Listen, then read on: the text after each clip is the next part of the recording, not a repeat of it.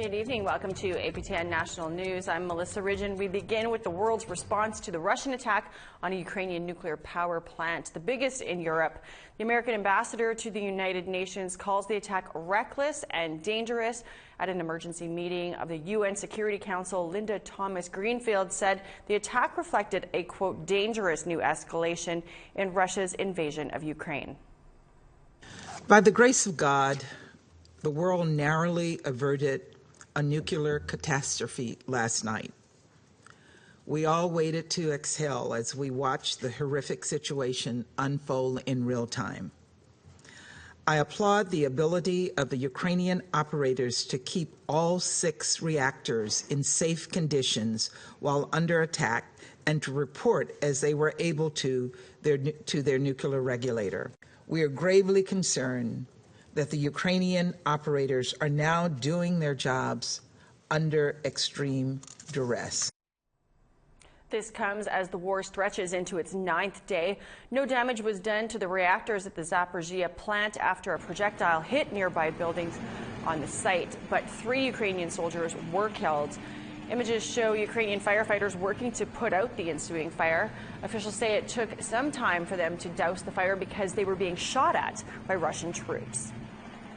All the safety systems of the 6 reactors at the plant were not affected at all, and that there has been no release of radioactive material. As the conflict wages on in Ukraine, those with ties overseas can only watch on in horror from afar, including Northern Ontario lawyer who is Ojibwe and Ukrainian in heritage. Don Ruska is a former Liberal MP for the Thunder Bay Rainy River riding. He's a lawyer working from the Fort William First Nation. Here's some of what he had to say about that situation and Ukrainian President Volodymyr Zelensky. You actually met President Zelensky at an event in Toronto recently. Can you share with us what that was about? What did you think of him then? Your thoughts on his leadership now? Well, it wasn't recently. It was when he was first elected as president of Ukraine. He does have an amazing presence, and it's funny because he's physically he's not a large individual. I don't know exactly how tall he is, but I'm approximately 6 feet tall, and he was quite a bit shorter than me. So, but his presence is amazing, and just seeing the videos of him of the last 2 weeks have been absolutely inspiring and amazing. He's certainly inspired a lot of people around the world and is very inspiring to the people of Ukraine. So he is certainly a force and a presence. Well, certainly, I love I don't need a ride, I need ammo, I don't need a lift. I love that quote. You were a Liberal MP yourself from 2015 to 2019. I'm curious your thoughts on what the Liberal government has promised to do to help versus what you think that Canada should be doing to help. Yeah, and as part of the Liberal government, I sat on as a director of the Canadian-Ukrainian Friendship Group, and we lobbied our government at the time and worked with our government. Minister Freeland, who had a different role at the time, but was still supportive of Ukraine and sending support has been remarkable. In the last little while. I know requests were made earlier for defensive arms. They weren't met until recently, but as I mentioned before, I was in Ottawa earlier this week, and I happened to run into Minister Freeland. I thanked her for what she did and what she has been doing in terms of getting our whole government to support the people of Ukraine in terms of economic aid, humanitarian aid, and defensive aid. They need it because it's just I have no ill will against the Russian people, but their leader right now in President Putin is just pure evil, and he needs to be stopped. If someone stopped Hitler way back when, you think about how many lives would have been saved. So it's so sad, and just any support that anyone can offer in terms of, especially that humanitarian aid and supporting the refugees, I just think is so important. Yeah. Well, our thoughts are with your family over there, with you as you watch from afar. It's got to be frustrating. We thank you for taking the time out of your day today to come and chat with us. Thank you, Melissa. I appreciate it. That was former Liberal MP Don Rusnak. As we said, he is of Ukrainian and Ojibwe heritage. Well, to Nunavut now, where the Legislative Assembly starts their session next week. And just in time, federal ministers were there to the region to make some funny announcements today. As a reminder, you can ask questions of our speakers through teleconference.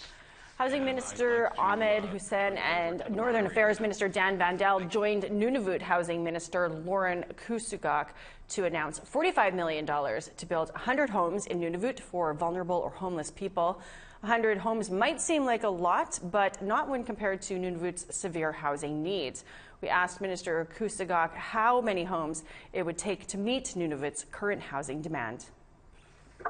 If we had the magic wand and Mr. Hussein allowed me to get as many houses as I needed, we would need around 3,000 houses to put everybody into a house in Nunavut. We need to take a break, but coming up, an Anishinaabe musician is dropped from a music festival because his songs don't contain enough French. Stay with us.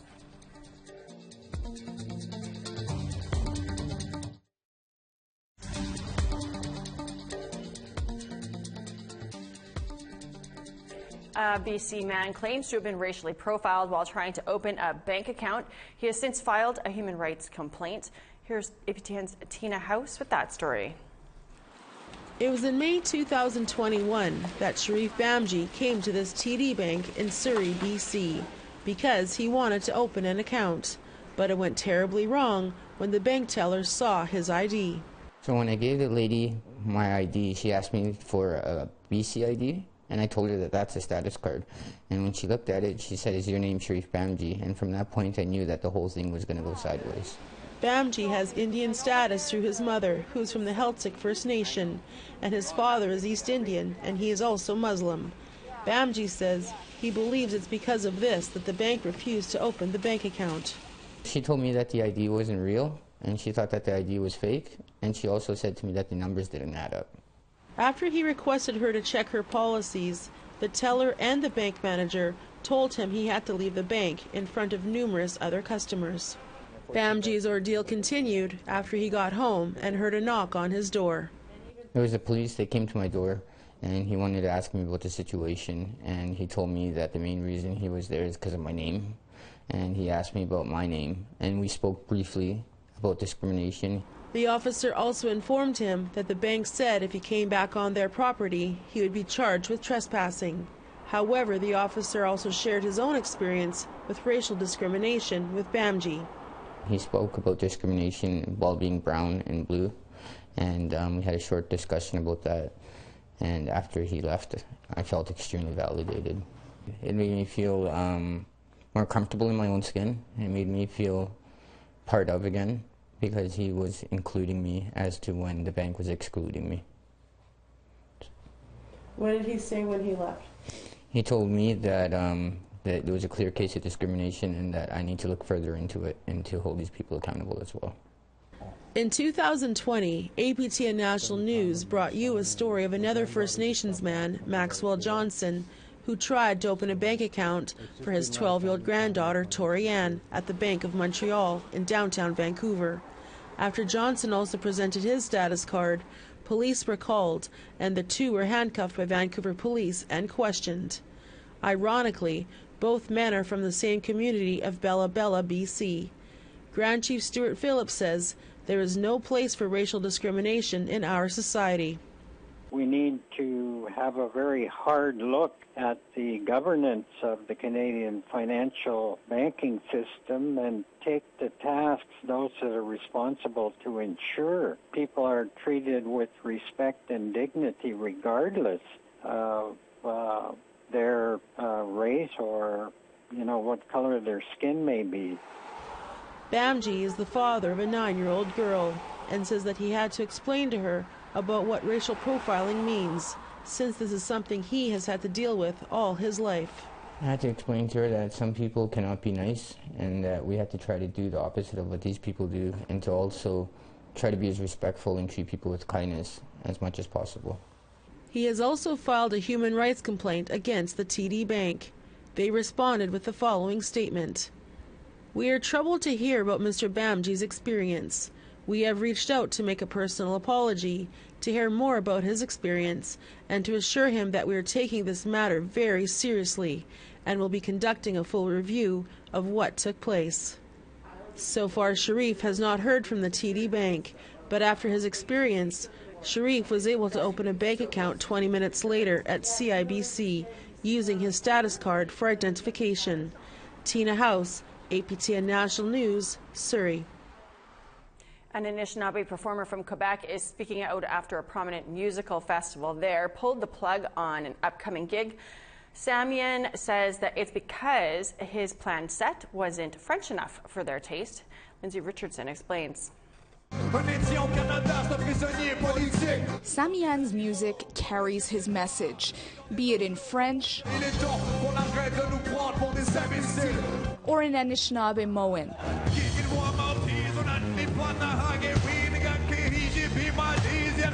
His bilingual flow is a novelty on the Quebec festival circuit, until one particular music festival came calling. Le spectacle vient tel quel.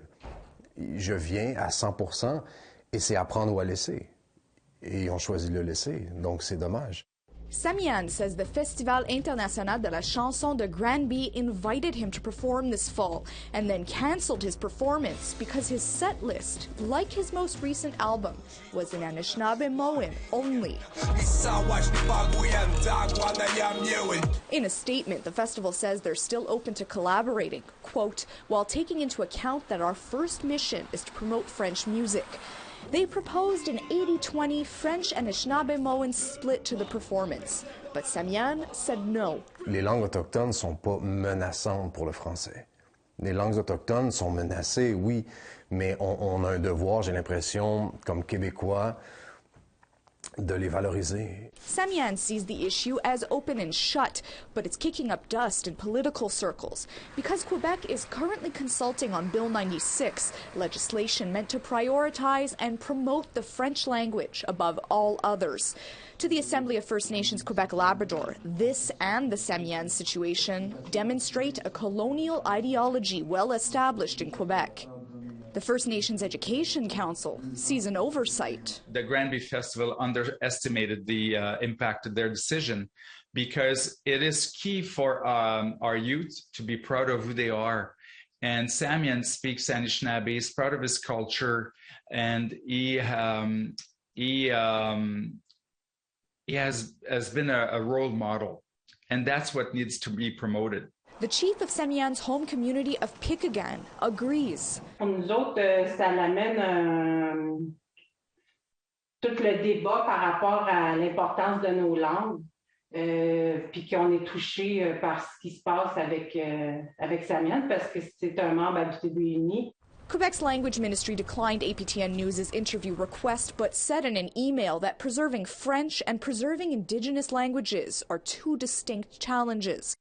Samian says he's concerned about how this festival incident is being politicized and that he only spoke out to convey what he feels is the core takeaway. En fait, le message aussi que je voulais lancer à travers tout ça, c'est de dire à une jeune génération de musiciens, qui soient Atikamekw, Innu, Algonquin, que vous avez le droit de chanter dans vos langues. Et ayez pas peur de vous dire, est-ce que si je le fais pas en français, on m'acceptera pas dans un festival, par exemple.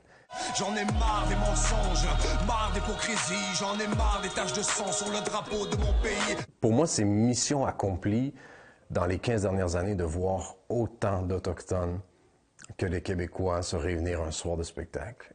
Et ça, pour moi, je trouve ça beau.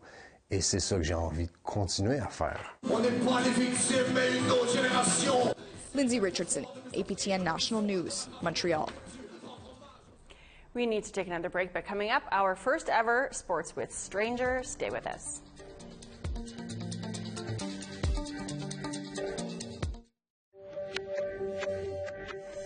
Welcome back. It's time now for our photo of the day. Festival de Voyageur wrapped up in Winnipeg last weekend. Rachel Mays shared this great shot of her kids Theo and Eileen near one of the many snow sculptures on the largest French event in Western Canada. Thanks so much for sharing that, Rachel. Share your winter pictures with us. You can send us an email to share@aptn.ca. You can be featured during our national newscast as our photo of the day, perhaps.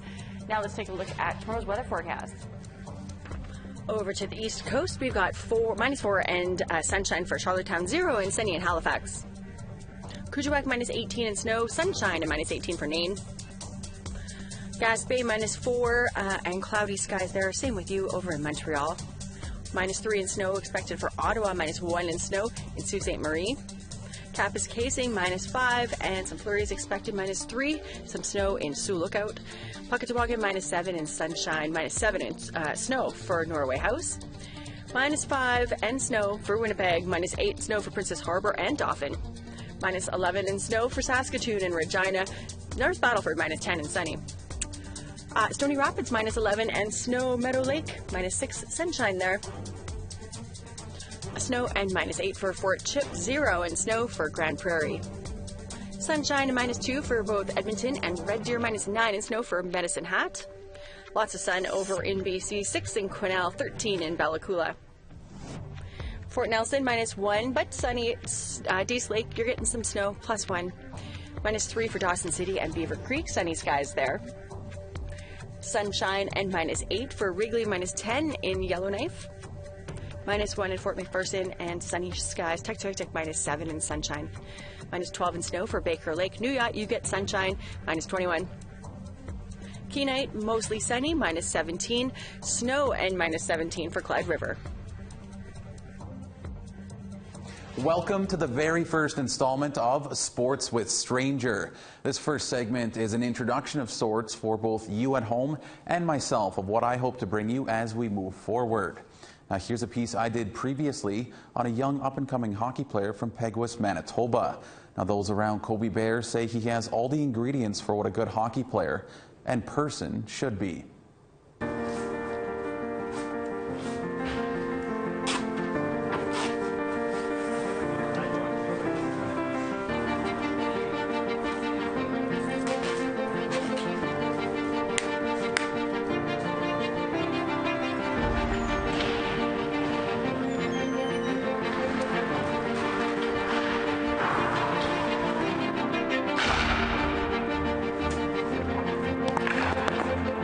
Kobe Bear is a tall, rangy, gifted winger with the Pilot Mound Buffaloes Hockey Academy.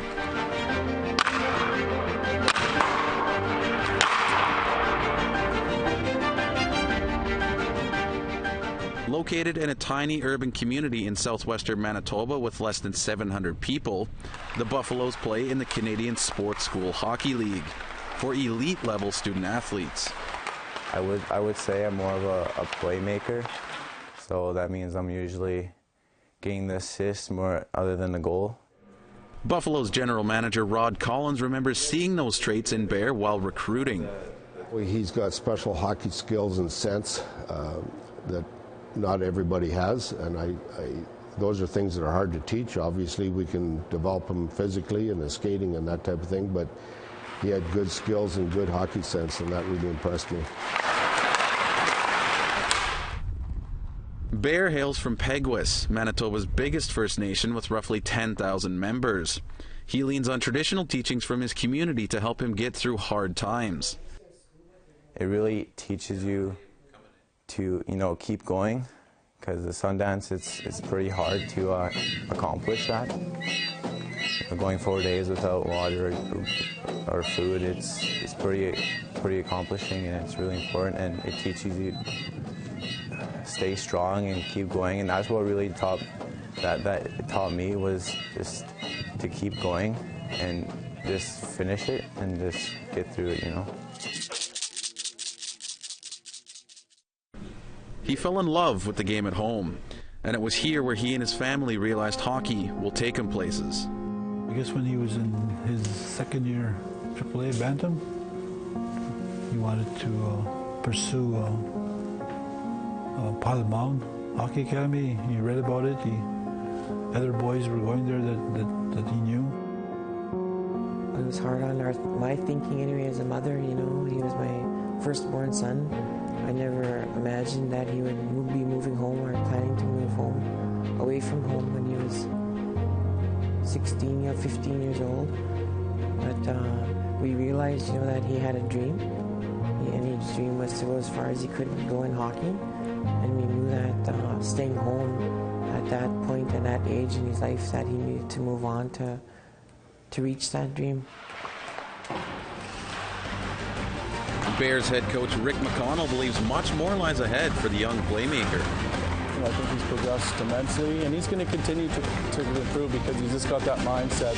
He's driven, he wants to get better, so the sky's the limit for him. You never know where it can take him. He's got a bright future if he wants it. That's kind of what I want to do, is go to that D1 route instead of the WHL route. The Division I is more they focus more on the school part and not so much as WHL.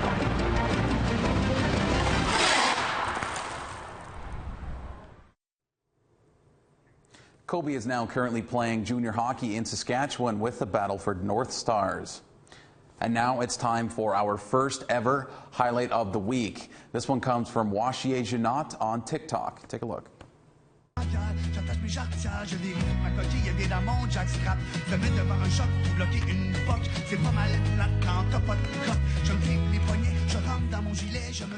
The youth from the Algonquins of Barrier Lake has garnered quite the following on social media with his dazzling moves and slick tricks.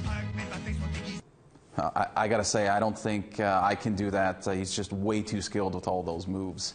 And we want to hear from you and see some highlights from you as well. Send your sports stories, pictures, videos, anything to sports@aptn.ca. And you could be our next highlight of the week. And make sure to tune in to APTN tomorrow at 7 p.m. Eastern as Hockey Night in Canada in Cree makes its return to the airwaves as the Vancouver Canucks take on the Toronto Maple Leafs. That's all for this first segment of Sports with Stranger. I'll see everyone in 2 weeks. Thanks for that, Daryl. A two-day Indigenous coaching seminar wraps up today in Enoch Cree Nation, just west of Edmonton. Almost 100 coaches from across Alberta had the opportunity to learn from former Stanley Cup winner and women's national hockey team coach Ryan Walter and some former NHL players. Clinics included body checking, developing the next generation of leaders, and improving the power play. Clinic director John Armbruster says the lessons learned at the clinics will help make better coaches and players. I really believe this event today is going to help the kids. As we all know, Native Provincials is going on in Edmonton at the end of March, 4-day tournament where over 250 teams will be present. A lot of coaches that are here today are going to be coaching at Native Provincials, and I think today is going to be a real powerful day in learning and then taking those things we learned to the tournament at Native Provincials and then passing it on to kids. And then hopefully kids are passing it on to their friends. And it's just going to be, I think, a real exciting day today. That is a wrap for your news this Friday. It was great to have that new sports segment with Daryl Stranger. He'll be back in another 2 weeks with another one. I'm Melissa Ridgen. I'll be back here tomorrow with your weekend news. Till then, have a great night.